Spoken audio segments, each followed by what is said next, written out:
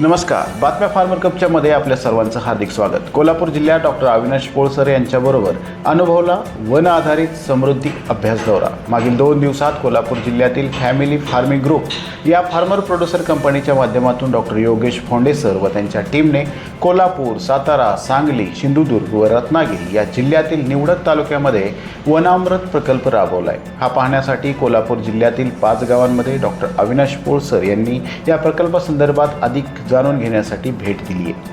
Family farming group यांनी तालुक्यातील दुर्गम भागातील शेतकऱ्यांना उपजीविकेचे साधन निर्माण करण्याकरिता गावामध्ये उपलब्ध असणाऱ्या गोष्टींपासून प्रक्रिया उद्योगाची निर्मिती व त्याकरिता प्रशिक्षण व दिशा देण्याचे काम केले आहे। यामध्ये जिल्हाधिकारी, वनाधिकारी यांनी त्यांना प्रचंड मदत केलेली आहे। त्यामध्ये जंगलामध्ये मोठ्या प्रमाणात ऐनची झाडं उपलब्ध आहेत। त्या ठिकाणी टसर सिल्कची निर्मिती व कोश विक्री करण्यासाठीचे प्रशिक्षण गावकऱ्यांना गडचिरोली, भंडारा या ठिकाणी दिले व येथे कोश निर्मितीचे काम सुद्धा सुरू केलेले आहे।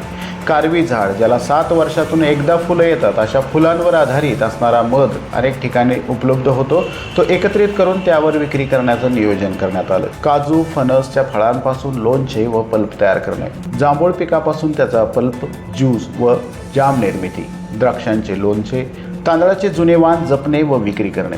श्री शिवाजी विद्यापीठ येथील डॉक्टर गायकवाड यांच्या माध्यमातून जुन्या भाताच्या वाणांना जपण्याचा प्रयत्न केला आहे। त्या वाणांची उंची कमी करून पिकांचा कालावधीही कमी व उत्पादकता वाढ असे वाण निर्माण केलेले आहेत। या सर्व उपक्रमांना बघत असताना ज्या ठिकाणी रेंज नाही व गावकऱ्यांना उदरनिर्वाहाची कोणती साधनं जवळपास नाहीत, अशा ठिकाणी केवळ शेतीवर अवलंबून असणाऱ्या शेतकऱ्यांना व गावकऱ्यांना एकत्रित करून त्यांच्याकडे असणाऱ्या जमेच्या बाजू कोणत्या आहेत हे दाखवून देण्याचे काम या ग्रुपने केलेले दिसून आले। फार्मिंग ग्रुपचे खूप खूप अभिनंदन व पुढील वाटचालीसाठी खूप खूप शुभेच्छा। धन्यवाद।